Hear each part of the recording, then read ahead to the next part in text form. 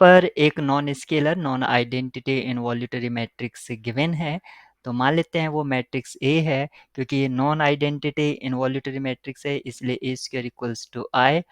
अगर हम identity matrix ले लेते हैं तब भी ये इस प्रॉपर्टी को सेटिस्फाई करेगा, और अगर हम स्केलर मैट्रिक्स ले लेते हैं तब ये हो भी सकता है और नहीं भी हो सकता है। अगर हम जैसे कि एग्जांपल के तौर पर अगर ये इस टाइप का स्केलर मैट्रिक्स ले लेते हैं 2 2 0 2, तब क्या इसका स्क्वायर करने पर आइडेंटिटी मैट्रिक्स आएगा? ऐसा पॉसिबल नहीं है। लेकिन यहाँ पर जो गिवन है ए स्क्वायर एक non scalar non identity involutory matrix है, और involutory matrix A square equals to identity matrix की प्रॉपर्टी को सेटिस्फाई करता है। हमें इसका मिनिमल पॉलिनोमियल निकालना है। अगर हम कैरेक्टरिस्टिक पॉलिनोमियल और मिनिमल पॉलिनोमियल में अगर रिलेशन देखते हैं तो वो ये है कि दोनों के ही रूट्स सेम होते हैं। जो रूट्स कैरेक्टरिस्टिक पॉलिनोमियल के होंगे वही रूट्स मिनिमल पॉलिनोमियल के होंगे।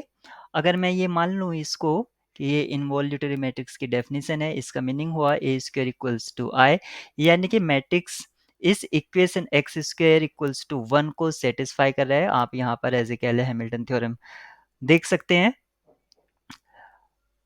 अगर मैं इस इक्वेशन के रूट्स फाइंड आउट करता हूं तो x इक्वल्स टू आएगा +-1, यानी कि इसके दो रूट्स हमें मिल गए हैं, एक +1 और एक -1। अगर हम इसको इन टर्म्स ऑफ पॉलिनोमियल लिखते हैं तो क्या लिखेंगे?